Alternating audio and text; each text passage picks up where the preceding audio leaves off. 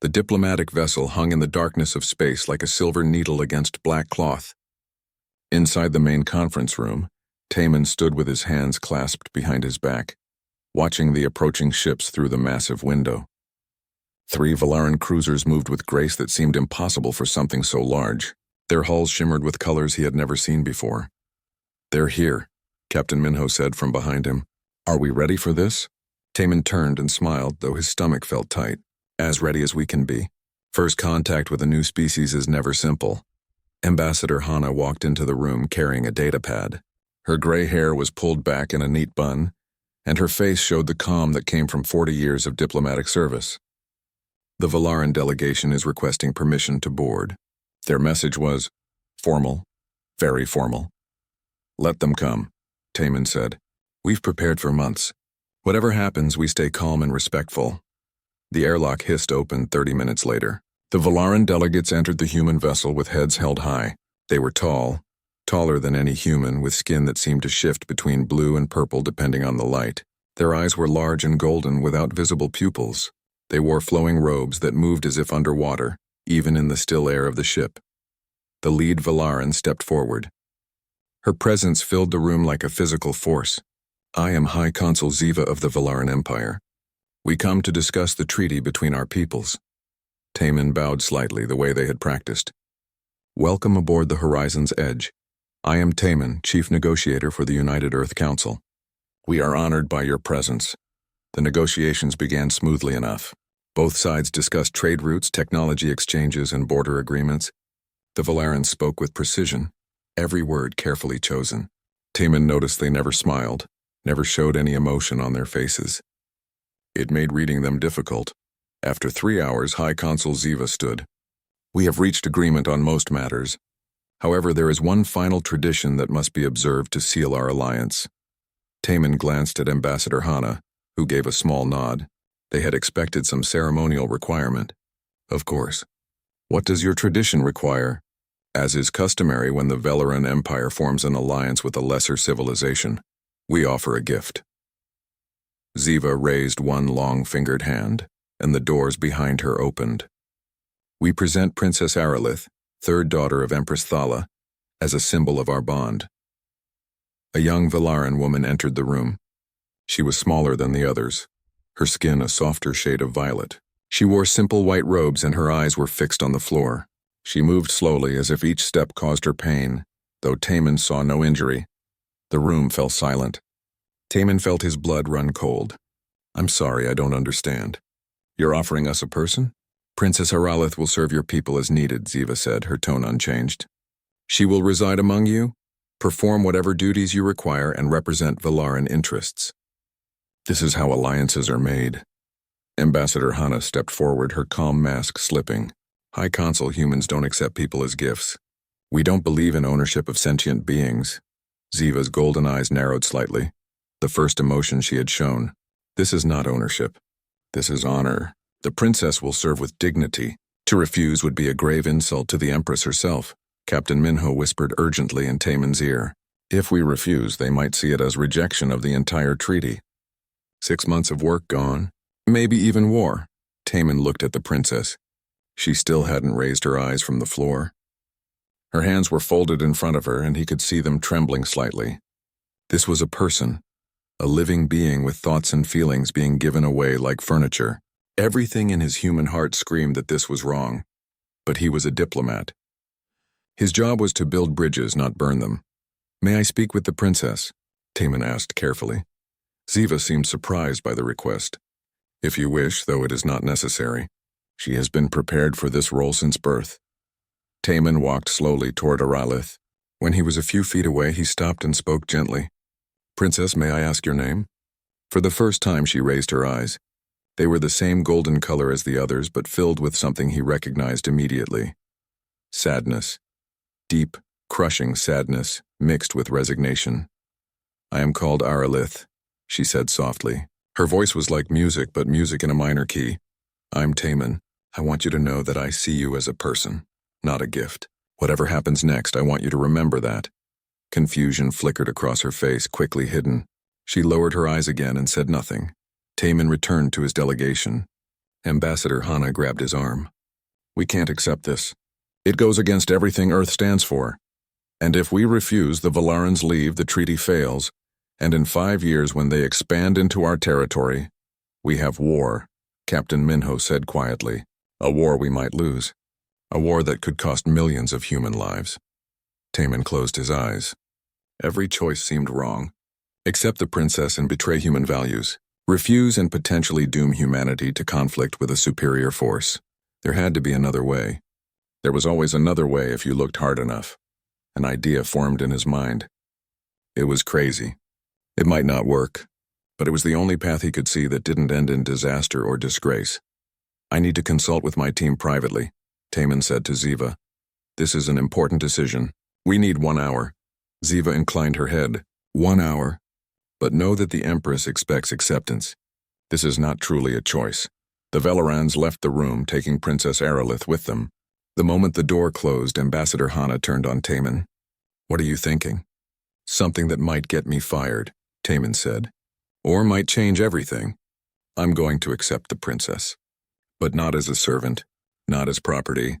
I'm going to accept her as my wife. The room erupted in shocked voices. Captain Minho stared at him. You've lost your mind. Maybe, Taman said. But think about it. Marriage in human culture means partnership, equality, legal rights. If I accept her as my wife under Earth law, she becomes a citizen with full rights. She's not a servant. She's not property. She's my equal partner. The Valarans will never understand that, Hana said. Then we'll explain it to them. And maybe, just maybe, we'll show them a better way. The hour passed too quickly. Taman's team argued with him the entire time, but he remained firm. Diplomat Hijin, his closest colleague, pulled him aside one final time before the Valarans returned. Taman, please reconsider this. You're gambling with your entire career. What if the Valarans see this as mockery? What if they think you're insulting the princess by comparing her to a human wife? Then I'll deal with the consequences, Taman said quietly. But I can't accept a person as property. I won't. This is the only way I can live with myself. What about living with an alien you've never met? Marriage isn't a diplomatic tool. It is today, Taman said. And who knows? Maybe it will become something real in time. Or maybe we'll find a way to end it that gives her freedom. But right now, this is the best option I have. The doors opened. High Consul Ziva entered with her delegation, and Princess Aerolith followed behind them like a shadow. Taman noticed she kept her distance from the other Valarans as if trying to be invisible. Have you made your decision? Ziva asked. Taman stepped forward. His heart pounded in his chest, but he kept his voice steady. Yes, the United Earth Council accepts your generous offer. However, we accept Princess Aerolith according to our customs, not yours. Ziva's eyes narrowed. Explain. In human culture, when two people join together to represent unity between families or peoples, we call it marriage. It is our highest form of partnership. I formally request Princess Aerolith's hand in marriage, with all rights and honors that title carries in human society. The room became very quiet. Every Velaran turned to stare at Taman. Princess Aerolith's head snapped up, her golden eyes wide with shock. Marriage? Ziva repeated the word slowly, as if tasting something unfamiliar.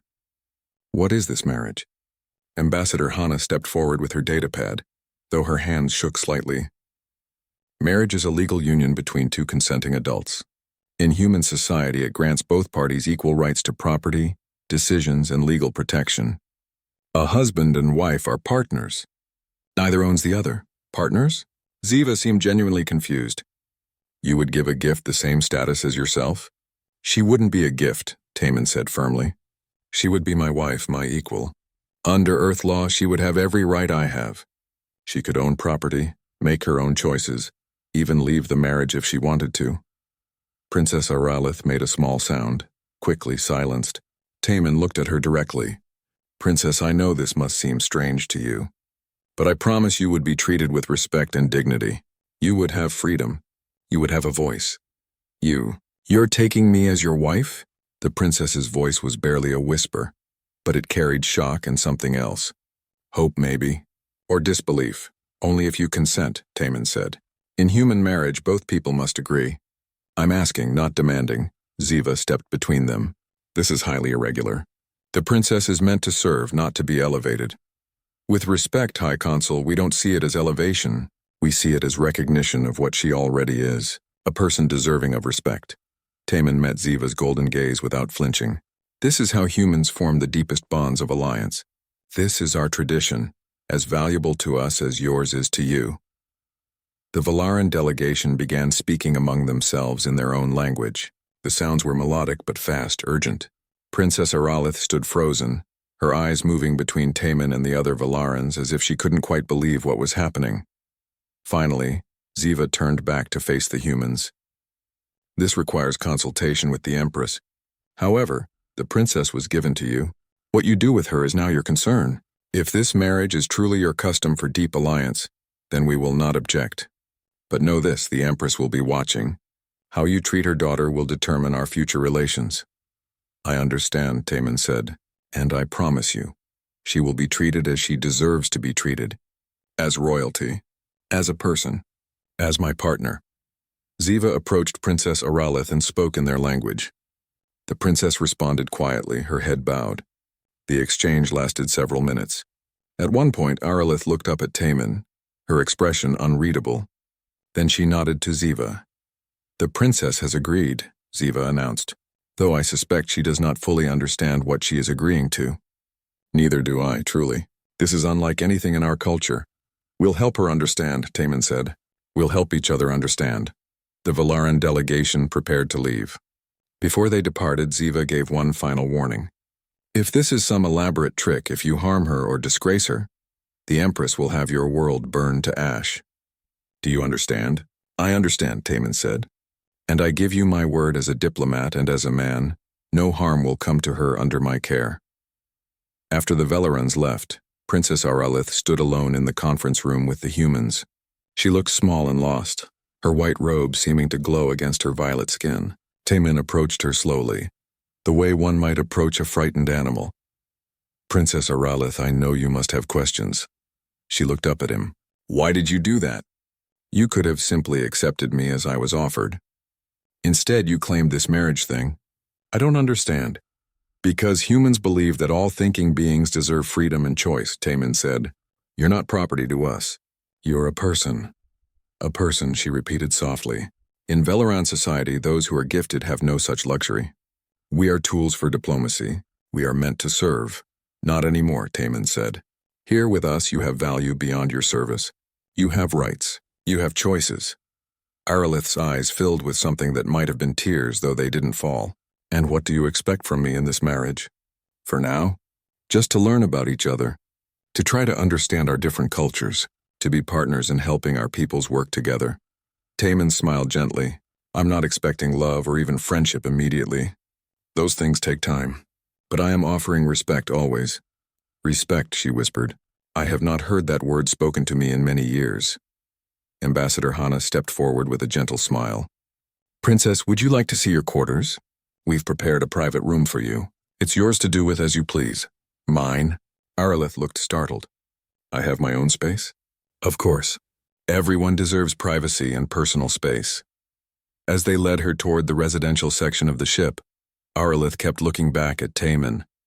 He couldn't read her expression fully, but he saw confusion, wariness, and beneath it all, that tiny spark of hope growing just a little brighter. Later that night, Captain Minho found Taman in the observation deck. You just married an alien princess you've known for less than 4 hours. Do you realize how insane that is? Yes, Taman said, staring out at the stars. But it felt like the right kind of insane. I hope you're right, Minho said. For all our sakes. The journey to Earth took 2 weeks. The civilian transport was smaller than the diplomatic vessel, but more comfortable. It had been designed for long trips with actual living spaces instead of temporary quarters. Taman had arranged for Aralith to have the largest guest cabin on the ship. On the first morning, he stood outside her door, uncertain if he should knock. Did Valarans knock? Did they have concepts of privacy? He didn't even know the basics of her culture yet. Finally, he raised his hand and tapped gently on the door panel. Enter, came her soft voice. The room inside was barely used. Aralith sat on the edge of the bed, still wearing the same white robes from the day before. She hadn't touched any of the amenities or decorations. She looked up at him with cautious eyes. Good morning. Taman said. I wanted to check if you needed anything. Have you eaten? I am not hungry, she said quietly. And I do not wish to be a burden. You're not a burden. You're my wife, according to the agreement. That means your needs matter. He gestured to the door. Would you like to join me for breakfast? I'd like to talk if you're willing. Aerolith hesitated, then stood. As you command. I'm not commanding. I'm inviting. There's a difference. She followed him to the small dining area. Pilot Jiho was already there, eating something that looked like eggs and rice. He looked up and grinned when he saw them. Morning. You must be Princess Aerolith. I'm Jiho. I fly this bucket of bolts. He pulled out a chair. Here, sit. Do Velerans eat breakfast? What do you folks eat anyway? Aerolith stared at him, clearly shocked that he was speaking to her so casually. We eat. Our food is different from yours, I think. Well, we've got some Veleran nutrient packs that the delegation left behind. Or you could try human food. Can't hurt to experiment, right? Jiho seemed completely unbothered by the fact that he was talking to alien royalty. Taman sat down across from Aerolith. Jiho makes a good point. We should learn what you can and can't eat. I don't want you to get sick from our food. You care if I become ill? Aerolith asked softly. Of course I care. Why wouldn't I? She looked down at her hands. Gifted ones are easily replaced. Our health is not usually a priority. Jiho nearly choked on his rice. That's messed up. Sorry, Princess, but that's really messed up. Jiho, Taman warned gently. No, he's not wrong, Aerolith said quietly. It is how things are in my culture. Or were for me. I am not certain what they are now. Taman leaned forward. Now you're under human protection, and humans have different rules. Your health matters. Your comfort matters. Your opinions matter. My opinions? She looked genuinely confused by that word. Yes. What you think, what you want, what you prefer. Those are all important. They spent the next hour discussing basic things. What foods Velerans could safely eat. What temperatures were comfortable. Aerolith answered each question as if it was a test she might fail. She kept glancing at Taman, waiting for him to grow impatient or angry. He never did. When breakfast ended, Jiho left to check on the ship's systems. Aerolith stood to leave as well, but Taman gently asked her to stay. I think we should talk about what marriage means to humans. You agreed to it, but I don't think you fully understand what you agreed to. Aerolith sat back down, her posture rigid. I will perform whatever duties are required. That's not how it works, Taman said. Human marriage is a partnership. Both people have equal say in decisions. Both people have equal rights under the law. Equal? She said the word like it was foreign. Yes. When we reach Earth, you'll have legal status as my wife. That means you can own property. You can make your own choices about where to go, what to do, who to speak with. You have the same rights as any human citizen. But I am not human. No, but you're a person, and we believe all people deserve basic rights and dignity. Aerolith was quiet for a long moment. What do you gain from this arrangement? Honestly, right now, I gain a bridge between our cultures. Someone who can help humans understand Velerans and help Velerans understand humans. But in time, I hope I gain a friend. Maybe more if we're lucky. You would befriend me? Why not? You seem intelligent, thoughtful, and you've been through something difficult with grace. Those are qualities I admire. Her golden eyes studied him carefully. You are very strange, Taman. I get that a lot, he said with a smile. Over the next few days, something began to change. Aerolith started exploring the ship. At first, she asked permission for everything. Permission to leave her room. Permission to look out the windows. Permission to speak to the crew. Each time, Taman told her the same thing. She didn't need permission. She was free. It took almost a week before she started to believe him. One evening, Taman found her in the observation lounge, staring out at the stars. Her guardian, a silent Veleran named Cress, stood in the corner watching her. Cress had come along to observe and report back to the Empress. He never spoke to the humans, only watched. Beautiful, isn't it? Taman said, standing beside Aerolith. I have seen stars many times, she said, but I have never looked at them like this before.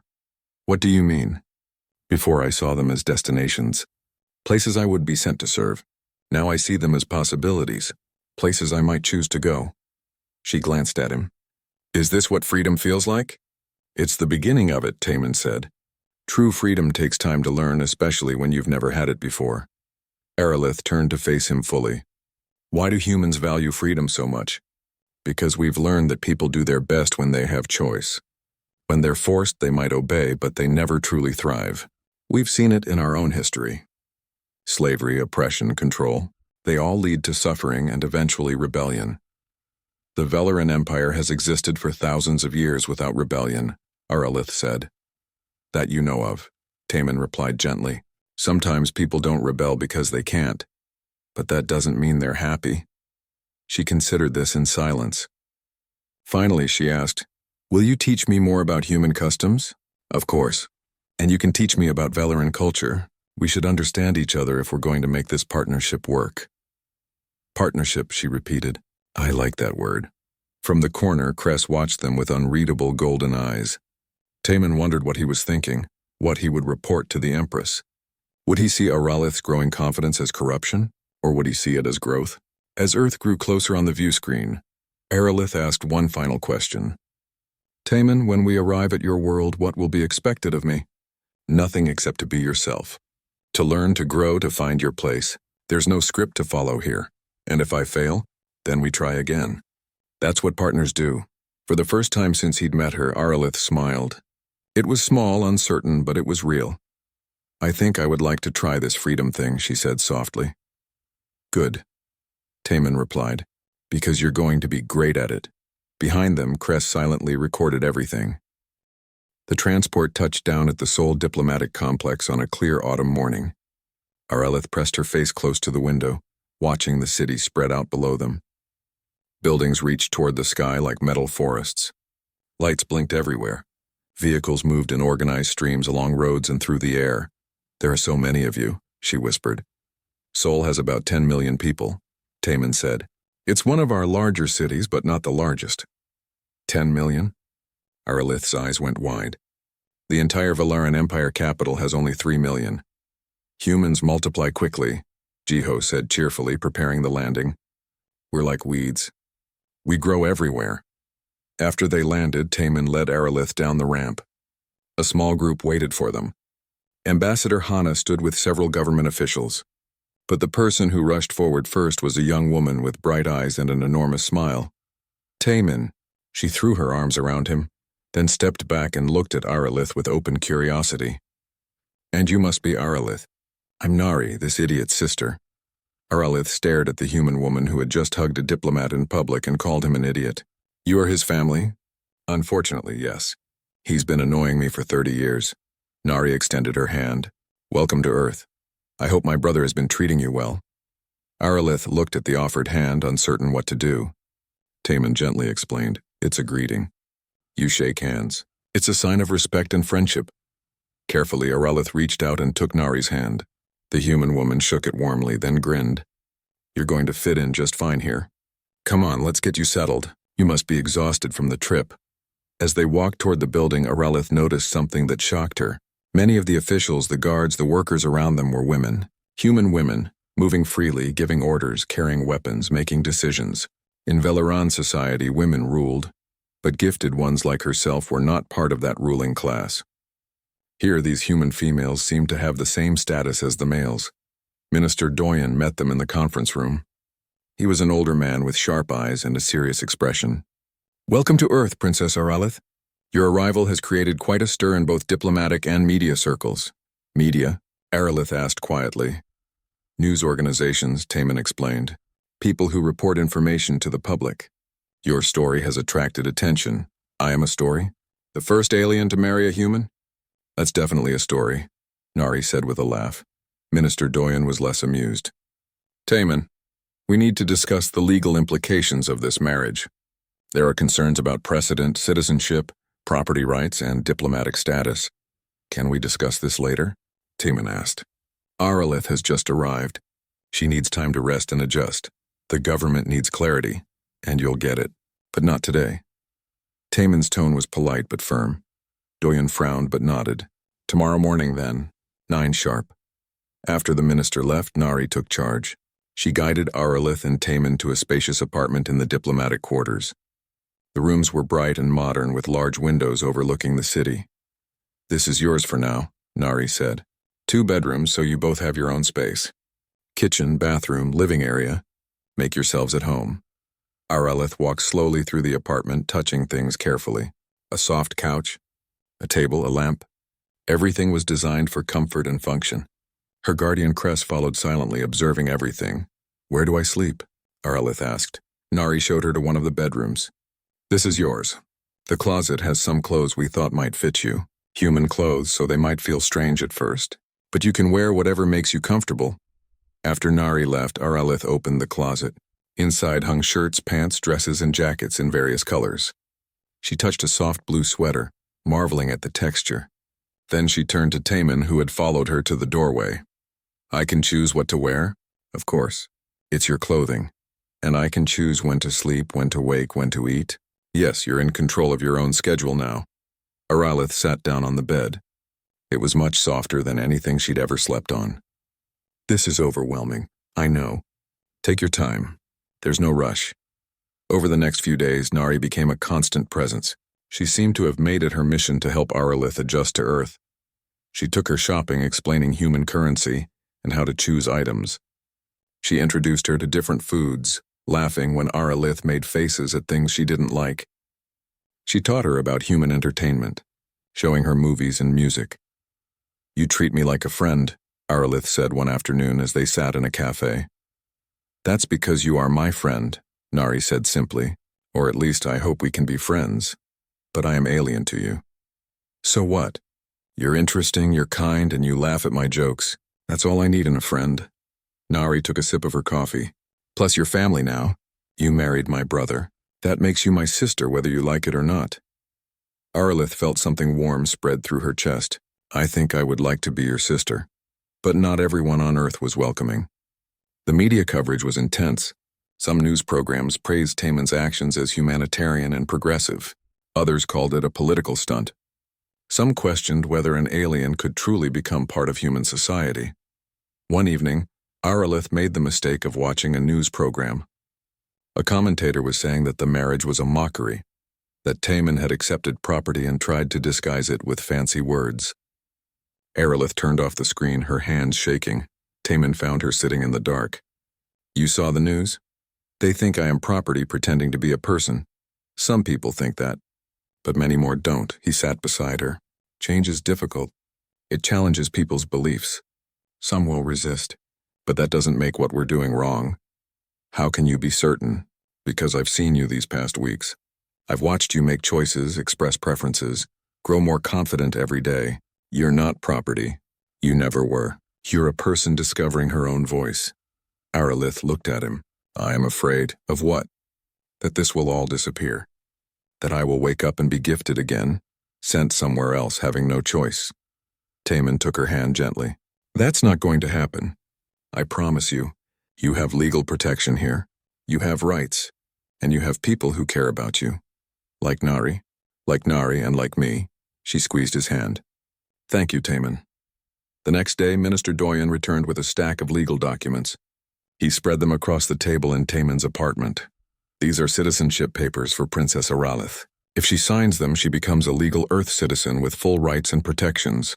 However, this sets a precedent. Every alien who marries a human could claim citizenship. We need to be careful." Aralith looked at the papers, then at Taman. "What should I do?" "Whatever you want," Taman said. "It's your choice." She picked up the pen. Her hand hovered over the paper for a moment. Then carefully she signed her name in both Velaran script and human letters. "I choose to be a citizen," she said firmly. Minister Doyen nodded. "Welcome to Earth, Citizen Aralith." That night, Aralith stood on the balcony looking out at the city lights. Cress stood nearby, as always, watching and recording. She turned to him and spoke in their language. "What will you tell the Empress?" Cress was silent for a moment. Then he replied, also in Velaran. "I will tell her that humans are very strange. They give freedom to those who could be controlled. They offer partnership where they could demand service, and somehow it makes them stronger. Do you think she will understand?" "I do not know, but I think she will be interested." Aralith smiled and looked back at the city.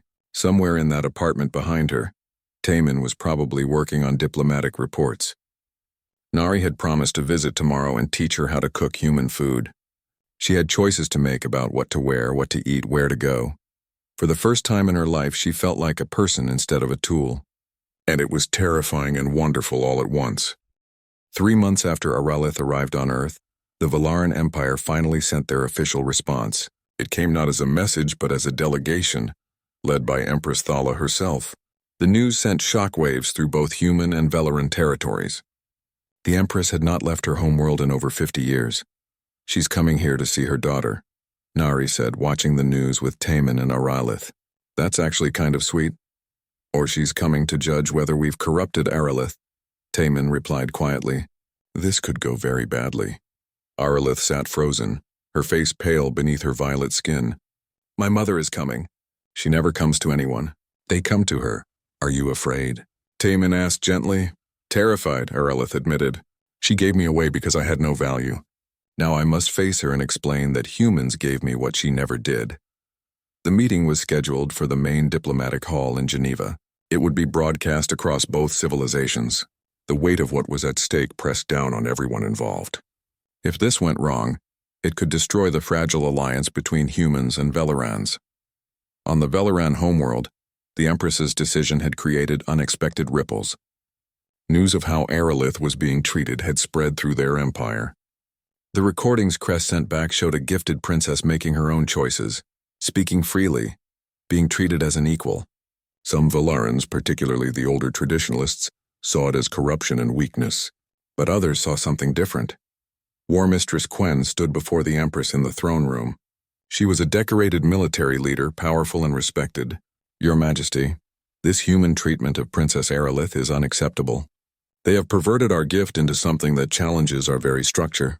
Have they? Empress Thala studied the recordings again. Or have they shown us something we refuse to see? You cannot be considering their ways as valid? Quen's voice rose with anger. If gifted ones believe they can have freedom, our entire diplomatic system collapses. Our alliances are built on this tradition. Our alliances are built on giving away our daughters like furniture, the Empress said quietly. I have given away 7 of my children over the years. Have you ever asked what happened to them? Quen had no answer. But while the traditionalists resisted, younger Velarans began asking questions. Lower caste women who had been gifted and returned spoke quietly about what they had seen. Some had been to human colonies before and witnessed human marriages. They had seen human women leading, choosing, speaking freely. They had not understood it then. Now, with Aralith's example, they began to wonder if another way was possible. On the day of the meeting, Geneva was filled with security. Human and Velaran ships lined the sky. Protesters gathered outside the hall, both supporting and opposing the cultural exchange. Some carried signs reading "Freedom for All," while others read, "Respect Tradition." Inside the hall, Aralith stood beside Taemin. She wore a dress that combined human and Velaran styles, something Nari had helped her design. It was a statement. She was both cultures now, not just one. I'm here with you, Taemin said quietly. Whatever happens. I know, Aralith replied. That helps. The Empress entered with her delegation. She was taller than even the other Velarans, her presence commanding. Her robe seemed to shimmer with power.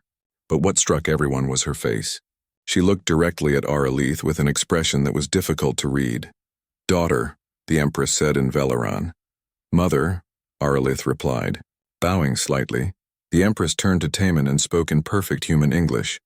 You are the one who claimed my daughter as a wife. Yes, Your Majesty. I am Taemin. Explain to me why you did this. Taemin had practiced this answer 100 times, but standing before the Empress, all his prepared speeches vanished.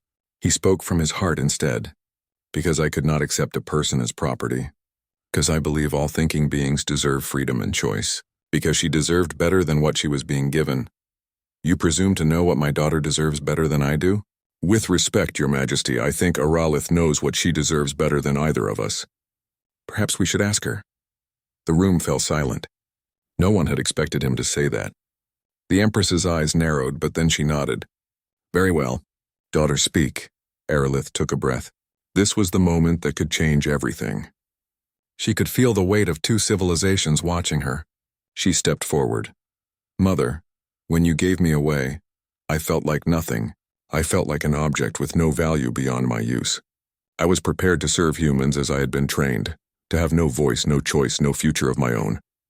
Her voice grew stronger, but Taemin showed me something different. He showed me that I could be a person, that I could make decisions, that I could matter. And this is what you want? The Empress asked. To abandon your people's ways. I don't want to abandon them. I want to expand them. I want other gifted ones to know they have value beyond their service. I want Valaran daughters to have choices. Aralith's golden eyes met her mother's. Don't you want that too? For a long moment, the Empress said nothing. Then she did something no one expected. She stepped down from her position and approached Aralith closely. She touched her daughter's face gently. You have changed, she said softly in Valaran. You stand differently. You speak differently. You have found something I could not give you.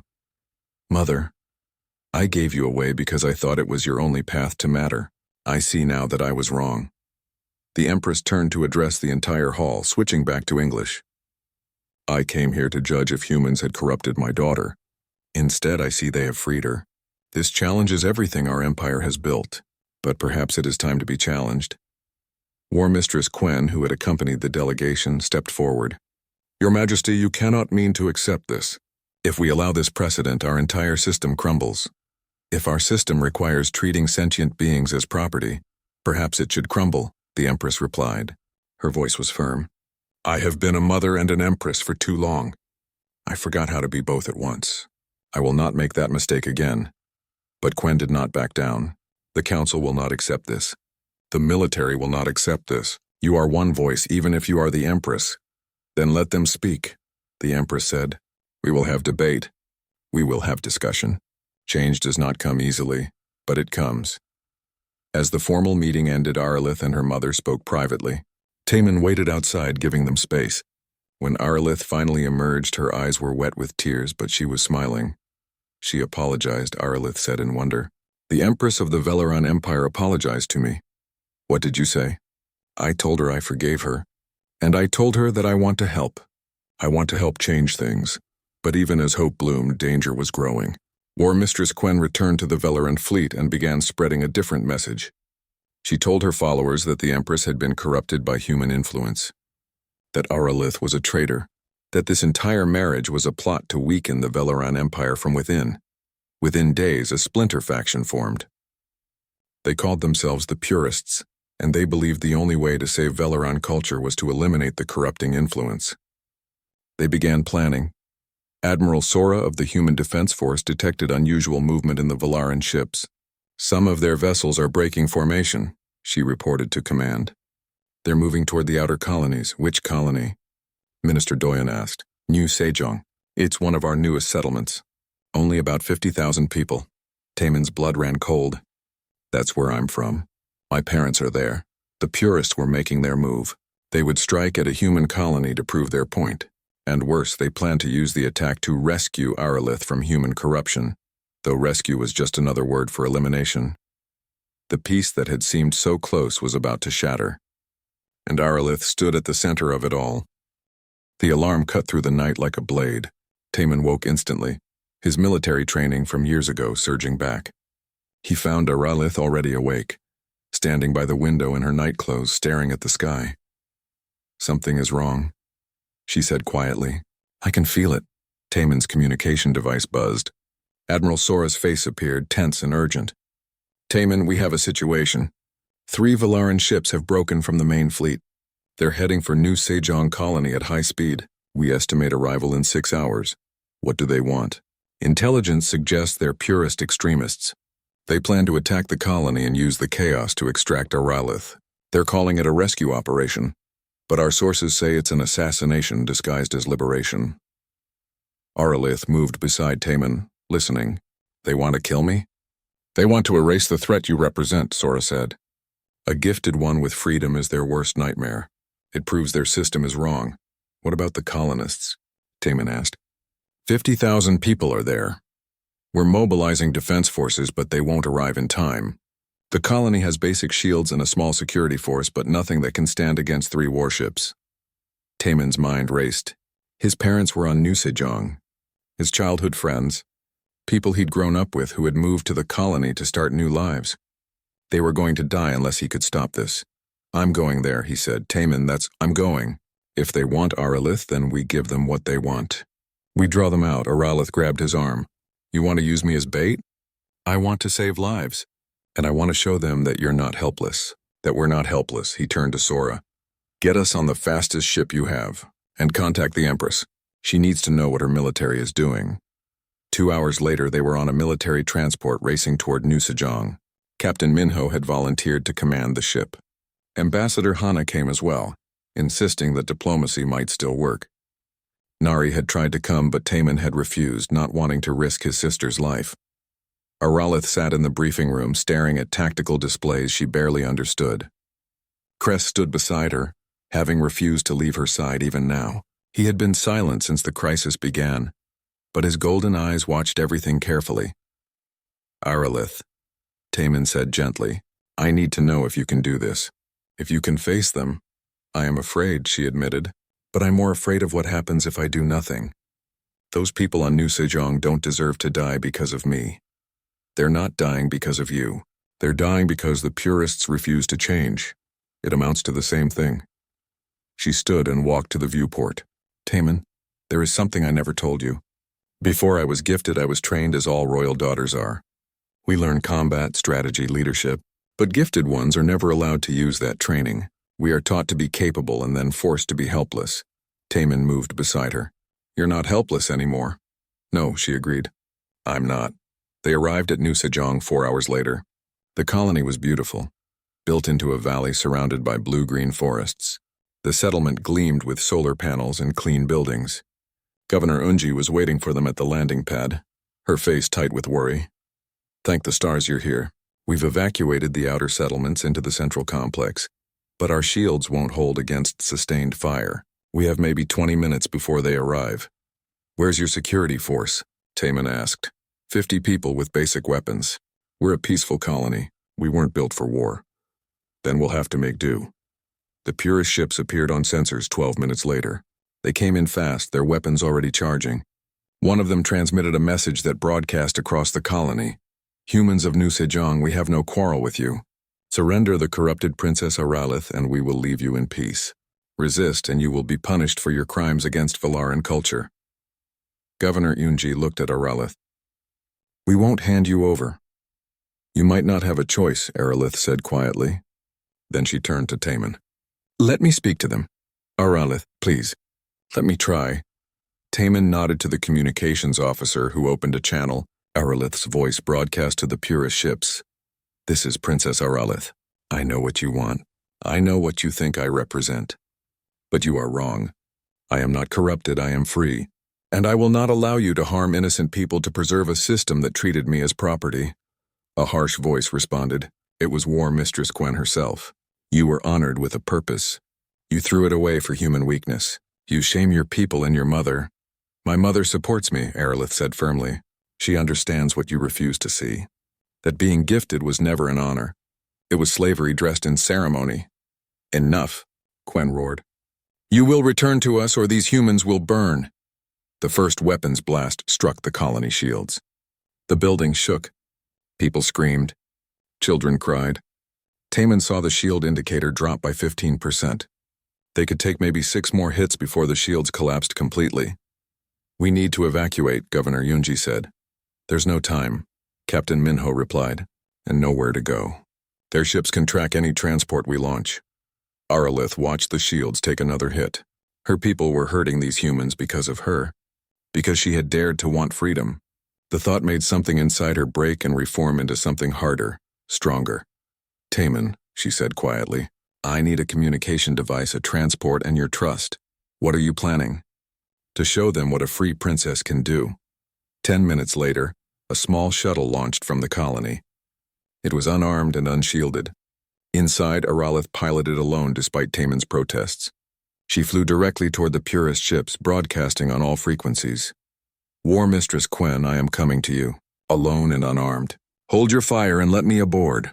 We will settle this between us as Valaran law allows. Single combat for honor. The purest ships held their fire. Single combat was an ancient tradition, one even extremists had to respect. Quen's voice came back cold and satisfied. You challenge me? A gifted one challenges a war mistress? This will be brief and final. Perhaps, Aralith said. Or perhaps you will learn that gifted ones were always strong. You just never let us show it. As the shuttle approached the lead purist ship, Taman watched from the colony. Every instinct screamed at him to stop this, but Aralith had asked for his trust. He watched her dock with the enemy vessel and disappear inside. "She's going to get herself killed," Minho said. "No," Cress spoke suddenly, surprising everyone. "She is going to show them who she really is. Watch." On the purist ship, Aralith walked into the combat chamber. It was a circular room with high ceilings and ritual weapons mounted on the walls. War Mistress Quen stood in the center, twice Aralith's size and covered in battle scars. "You should have stayed corrupted and alive," Quen said. "Now you die with honor at least." "I didn't come here to die," Aralith said. She selected 2 curved blades from the wall, weapons she had trained with as a child. "I came here to teach you a lesson." They fought, and Aralith was magnificent. The combat chamber on the purist ship was designed for ritual duels, with observation windows where the crew could watch. Every Velaran on board pressed against those windows now, watching something they never thought they would see. A gifted princess fighting a war mistress with skills that had been hidden for years. Aralith moved like water, her blades singing through the air. War Mistress Quen was powerful and experienced, but she had underestimated her opponent. Every strike Quen made, Aralith deflected. Every attack Aralith launched found its mark, small cuts that accumulated into something more. "Impossible," Quen gasped, blocking a strike that would have ended the fight. "Gifted ones do not fight." "Gifted ones were never allowed to fight," Aralith corrected, pressing her advantage. "But we were always trained.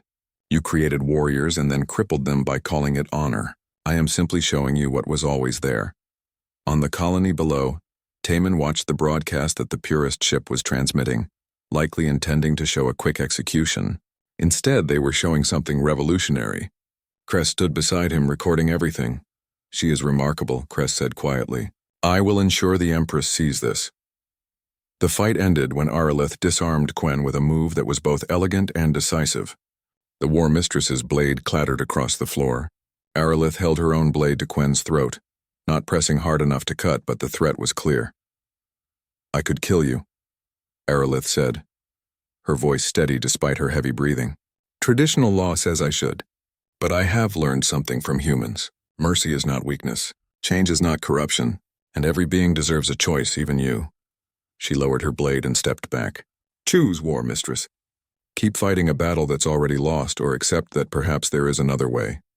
Quen stared at her, pride and defeat warring in her golden eyes. Finally, she bowed her head. "I yield." The words seemed to break a spell. The Velaran crew began talking among themselves, their voices filled with shock and something else. Wonder maybe, or hope. They had watched a gifted princess defeat a war mistress through skill they never knew gifted ones possessed. Everything they believed was being challenged in real time. Aralith spoke to all of them. "I am not your enemy. I am proof that our system failed us all. Those of you who were gifted and survived, you know this truth. Those of you who gave daughters away, you know this shame. We can do better. We must do better." 6 months later, everything had changed. The ceremony was held on Haven Station, a new construction built specifically as neutral ground between human and Velaran territories. The station was a marvel of both civilizations' engineering, a symbol of what cooperation could achieve. Inside the Grand Hall, beings from both species gathered for the official wedding ceremony. Aralith wore a dress that combined the flowing elegance of Velaran formal wear with the structured beauty of human design. Taman stood beside her in a suit that incorporated subtle Velaran elements in its embroidery. Empress Thala sat in the front row, her expression showing something humans rarely saw from Velarans, pride and emotion. Beside her sat Taman's parents, who had traveled from New Sejong. They smiled warmly at their new daughter-in-law. Ambassador Hana performed the ceremony, speaking words that honored both cultures. Today we witness not just the union of two people, but the bridge between two civilizations. Taman and Aralith showed us that differences need not divide us, that respect transcends species, that freedom is not a human concept or a Velaran concept but a universal right. When they exchanged vows, Aralith spoke in both Velaran and human languages. "I promise to stand beside you as an equal, to share your burdens and your joys, to bridge our worlds with understanding and love. You gave me freedom when I had none. I give you my heart freely given." Taman's voice was thick with emotion. "I promise to honor you always." To see you as you truly are, not as anyone else defined you. To build a future together where choice and dignity are not privileges but guarantees. You showed me that courage comes in many forms. I am honored to walk beside you. The hall erupted in applause from both species. Even Cress, standing in the back with other Valaran observers, showed what might have been a smile. After the ceremony, a reception brought together beings who had never socialized before. Human children played carefully with Velaran younglings. Scientists from both species discussed their fields with animated gestures. Politicians who had once been enemies now debated policy over shared drinks. Nari found Aralith and pulled her into a hug. "Welcome to the family officially again." "Thank you for everything," Aralith said. "You showed me what sisterhood could mean." "That's what sisters do. Now come on. I want you to meet more of our ridiculous family." As the evening progressed, Empress Thala requested a private moment with Taman and Aralith. They met in a quiet observation room overlooking the stars. "I wanted to tell you both that the Velaran Council has passed new laws," the Empress said. "Gifted individuals will now have legal rights. They can refuse assignments. They can choose their own paths. The change will be slow and many resist, but it has begun." "Because of what happened?" Aralith asked. "Because of you," her mother corrected. "Your courage inspired others. Already 17 gifted Velarans have requested reassignment to pursue their own interests. One wants to be a scientist, another an artist. They are choosing as you chose." "What about those who were already gifted and are serving?" Taman asked. "They will be offered the same choice, return home with honor, or continue their service willingly. No more force. No more shame." The Empress looked at her daughter. "I cannot undo the years I took from you, but I can ensure no other daughter suffers as you did."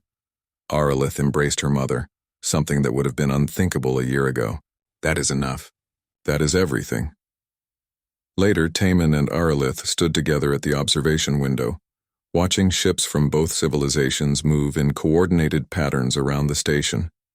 "Do you ever regret it?" Taman asked. "Everything that happened? It's been hard, yes, but worth it." Aralith leaned against him, comfortable in a way she never thought possible. "I went from being property to being a person, from having no voice to helping change an empire, from loneliness to love. How could I regret that?" "Even the scary parts?" "Especially the scary parts. That's when I learned what I was truly capable of." Representative Sunho from the United Earth Council approached them with news. "The Galactic Coalition has been watching what happened here. 3 other species have reached out, asking about our approach to partnerships and rights. Apparently we humans have a reputation now." "What kind of reputation?" Taman asked. "The strange aliens who treat everyone like equals. The ones who value freedom over tradition. The ones who change things." Sunho smiled. "I'd say that's a pretty good reputation to have." As the celebration continued, Aralith and Taman slipped away to the Cultural Institute they had founded together. It was a series of rooms dedicated to sharing knowledge between species. One wall displayed Velaran history and art. Another showed human achievements and philosophy. In the center was a space for collaborative work, where both species could create something new together. A group of young Velarans and humans were working on a joint project, arguing cheerfully about the best way to solve a complex mathematical problem. They barely noticed when Aralith and Taman entered. "This is what I wanted," Aralith said softly. "Not just freedom for me, but understanding between all of us." "You got your wish," Taman said. "And you earned it." They stood together, watching the next generation learn to see each other not as aliens or strangers, but as equals. The Velaran Empire was changing slowly, implementing reforms that gave more voice to those who had none. Human society was changing too, becoming more aware of its own assumptions and biases. It wasn't perfect. There were still those who resisted, still those who clung to old ways, but change had begun, and it could not be stopped. Governor Unji sent a message from New Sejong. The colony was thriving, and they wanted to name their new school after Aralith. Minister Doyen reported that 17 other alien species had requested formal diplomatic relations with Earth, citing humanity's reputation for fair treatment. Admiral Sora confirmed that Velaran ships now conducted joint patrols with human vessels, protecting trade routes together. Nari called with news that she was dating a Velaran scientist she'd met at the Institute. "I blame you two for this," she said cheerfully. "You made interspecies relationships normal." War Mistress Quen, who had resigned her military position after the failed attack, sent a letter. She had become an advocate for reform within Velaran society, using her status to push for change from within. Her letter was simple. You were right. I was wrong. Thank you for showing mercy when you could have shown pride. As the months passed, Taman and Aralith settled into their roles as cultural ambassadors and representatives of a new way forward. They traveled to both human and Velaran worlds, speaking about their experience, answering questions, helping others understand. One evening, they returned to their quarters on Haven Station, exhausted from a day of meetings and presentations. Aralith collapsed on the couch with a dramatic sigh. I am tired of being a symbol, she said. Can we just be people for a while?